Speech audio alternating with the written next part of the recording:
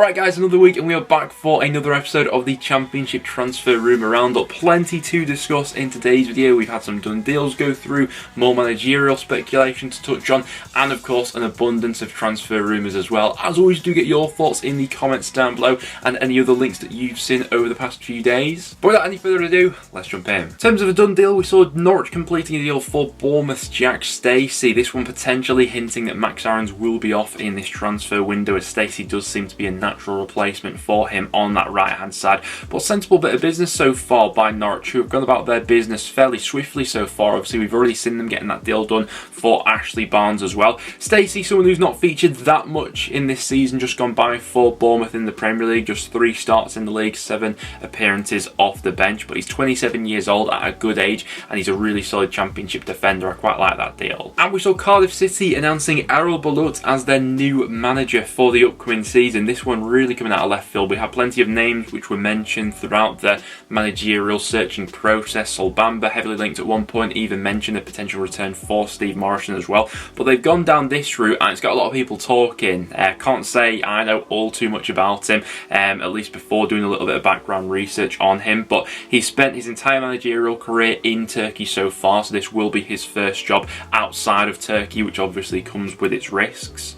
But it will be interesting to see how Cardiff's recruitment strategy sort of bends and changes because of this new hiring and how much they'll actually look into the European market on the back of this one. He has managed over 200 games during his career so far. He's 48 years old. It feels like a gamble, but one that could pay off for Cardiff. And we've had a little bit more movement on the Leeds United front in terms of who their next manager could potentially be. In the last transfer rumour around the video, we spoke about the links to Carlos Corberán. I still think that's the best route that Leeds could go down. I think that would be a fairly good fit for where they're at as a club at this point in time. But the new names to be thrown in the mix are Steven Gerrard and Blackburn Rovers' John Dole Thomason, which is a bit of a rogue shout. John Dole Thomason does also have some interest from clubs in Europe as well, which Blackburn will be keen to keep their eye on. Steven Gerrard, the links have been there for quite some time though, and as of recording he is the favourite for the job along with Corberán, both at 2-1 odds at the moment with the bookies. Honestly, with Gerrard, I'm not massively convinced, if I'm honest. I think the ending of the job at Villa left a bit of a sour taste in a lot of people's mouths with Gerrard, and how things sort of unravelled for him after Mick Beale went off on his own managerial journey, so that's a little bit of a concern for me. There's some of the managerial speculation we've got going around in the Championship at the moment. Now without any further ado, let's hop into some rumours. We'll start out with Rob Dickie. Bristol City are in talks for the QPR defender. Now I think all QPR fans realised that this was going to be a big summer for them in terms of an overall rebuild, and to go ahead and get those new players in, some saleable assets were probably going to have to go out the door. Losing Dickie, it would leave bit of a gap in their back line. He's a player who played in the majority of games for QPR last season, 27 years old, and is one of their probably most saleable assets, you'd argue. I think Bristol City would be getting a good Championship defender if getting that deal over the line. And from a QPR perspective, I mean, it's a massive job to replace all these potential outgoings, but it was something that I think a lot of people saw coming this summer with Ainsworth and their overall style of play and changing the trajectory of the club and things like that. And it also appears as if Lyndon Dykes will be allowed to leave the club this summer as well, after not coming to an agreement with a new contract. His current deal in London does expire in 2024. We recently saw interest from Rangers. They were heavily linked with a move for him in the January transfer window. Obviously the link there with Mick Beale getting in one of his previous players. Dykes does divide opinion, I think it's fair to say. 8 goals, 2 assists in this season just gone by. He's not especially prolific and does miss a lot of chances, but what he does do brings other people into play overall as a target man. And you can, I'd argue that actually in that Ainsworth style of play, he'd actually be a pretty natural fit into that, but not coming to an agreement on a new contract could see him shipped off this summer. And speaking of potential outgoings at QPR, Ilias has been linked with a move to Leicester City. Leicester are expected to lose James Maddison in this transfer window, and someone like Chair is potentially being lined up as his replacement. 25 years old, and I certainly don't think that Leicester fans should be turning their noses up at a player like Chair. One of the best creative assets in the Championship over these last couple of seasons, and while QPR did massively underachieve last season, Chair's underlying numbers were still really impressive in what was otherwise otherwise a sinking ship, and the quality that wasn't necessarily around him. 5 goals, 9 assists last season in the Championship, averaging 2.4 chances created per game. Low centre of gravity, really nimble player who's crafty and can get around players. Now he is contracted with QPR until 2025 with the option of a further year on top of that as well, so QPR very much do hold the cards when it comes to Chair, but we've already had Ainsworth coming out in the press saying that there is likely to be several sales within this QPR squad this summer, and looking at probably their most saleable asset in Chair, this is a deal which I very much could see coming off. We're seeing plenty of interest in Cambridge's Harvey Nibbs. The likes of Bristol City, Huddersfield and Derby County all are interested in the 24-year-old. He's played in a variety of positions this season as a creative number 10 from the left-hand side, even played as a number 9 at points of this season as well. In that time scored 5 goals and got 5 assists. He will be available on a free transfer upon his contract expiring at the end of the season as well, and so a few clubs looking for a bit of a cost-effective option there. The reports are claiming that Leeds are hopeful of keeping hold of Cody Drama, but there's plenty of Premier League interest in the full-back. Luton obviously would like to snap him up on a permanent basis, with them going up to the Premier League, played a really important role in their promotion bid in the second half of the season, but Burnley are also said to be interested in the full-back. Burnley obviously have Connor Roberts down that right-hand side, but Company will be looking to add a little bit more depth to that Premier League squad next season with the added competitiveness of the league above. It will be interesting to see how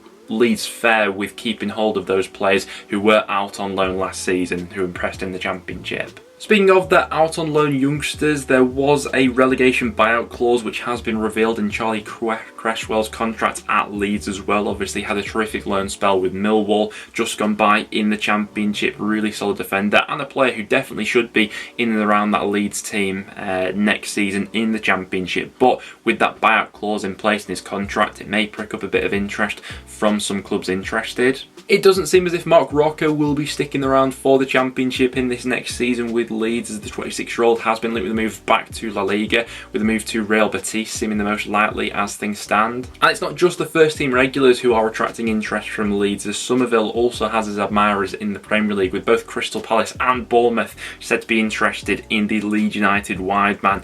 12 starts, 16 appearances for Leeds in the Premier League. In that time scored 4 goals, got 2 assists. He's 21 years old, and clearly those fellow Premier League sides do see the potential in Summerville and what he could go on to develop into. And Millwall have reportedly had a bid accepted for Hibernian's Kevin Nisbet. Now Millwall have had some quite long-standing interest in the forward. I remember discussing this transfer in depth during the January transfer window, and it seems as if they have gone back in for him this summer. 26 years old, got a really good strike rate in the Scottish Premiership this season, 12 goals in just 16 starts. Millwall and Gary Rowett looking to add a little bit more firepower to their squad for next season, and Nisbet would certainly offer that.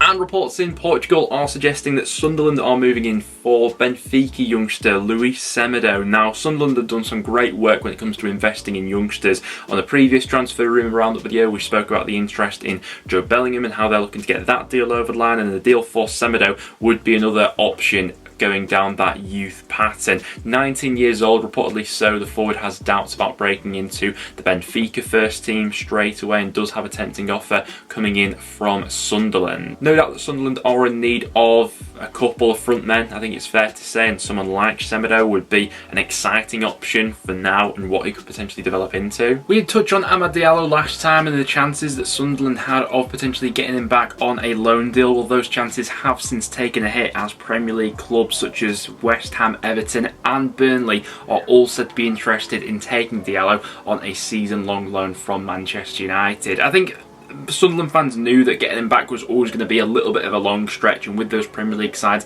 now in the hunt for Diallo on loan, I think from Man United's perspective it would probably make sense for his development and that next stage to be a loan spell in the Premier League. Very interesting one here, Coventry reportedly targeting Lee Buchanan. Now, we've already seen them snap up Jay Da Silva, and this would be another option for that left hand side, and what it would potentially mean for Jake Bidwell, whether that would spell the end for him in a Coventry shirt, or whether they have plans to convert him into a left-sided centre-half. Time will tell. Buchanan's an interesting option though, 22 years old, came up through the Derby Academy, had some good moments in a Derby shirt before being snapped up by Werder Bremen last summer. Hasn't played that much in the Bundesliga this season, just 2 starts, 19 appearances from the bench, and maybe looking for that move back to England. Coventry are also said to be one of the sides interested in Blackpool for Jerry Yates, along with the likes of Bristol City, Ipswich and West Brom. According to reports, Blackpool have already rejected a £2.5 million bid for their front man. It seems easy to see why there's so much interest. Yates dropping down to League One. I think one way or another he will be sold this summer. It's just a question of how much money Blackpool will actually hold out for. But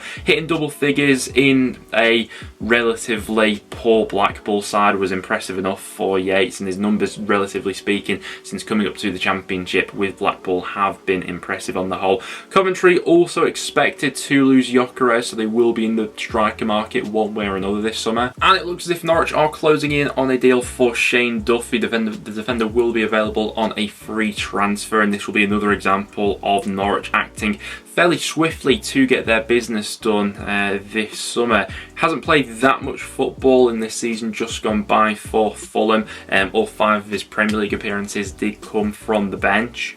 But the 31-year-old will bring a wealth of experience, and obviously has been a really good defender in the Championship in years gone by. It's easy to forget just how fragile this Norwich side were at the back of the last season as well, and so bringing in a player like Duffy alongside someone like Stacey, who's they've already got in through the door, is a bit of sensible business there by Norwich. And I'd be interested to get some Wednesday takes on this, because they are being linked with a loan move for Bailey Peacock-Farrell. Obviously the Burnley shot stopper featured sparingly for the Clarets throughout their promotion push, with Burnley often acting as a number 2 to Muric. What this could potentially mean for the future of Cameron Dawson as well, whether they do see him still as their number 1 heading into this Championship season, because I would be surprised if a player like Peacock-Farrell came in and would be then happy to sit on the bench at Sheffield Wednesday. I think if Burnley were to send him out on loan, it would be with the view to be playing regular first team football. Obviously he has previously had a season with Wednesday in League One as well, Peacock-Farrell. That's one to keep your eye on over the next few weeks. And it's been reported that Aaron Connolly could be available for a transfer this summer. Hull are one of the Championship clubs mentioned as interested. Obviously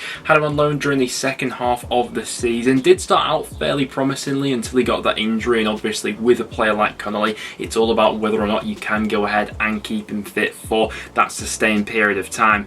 We did see him previously the other year in the Championship with that loan spell with Middlesbrough, which didn't really go to plan. Didn't think he looked great during that spell, but did show some more glimpses during his time with Hull. Still only 23 years old as well. It'll be interesting to see how much money Brighton would be looking for a player like Connolly, who obviously still has an abundance of potential, but whether or not that's feasible for any Championship club to actually get out of him over these next few years given his injury record. Well guys, there we have it. Those are some of the most recent transfer rumours which are floating about the Championship. Any others that we missed off today, make sure to get them in the comments down below. Apart from that though guys, thank you very much for tuning in, and I'll see you all in the next one.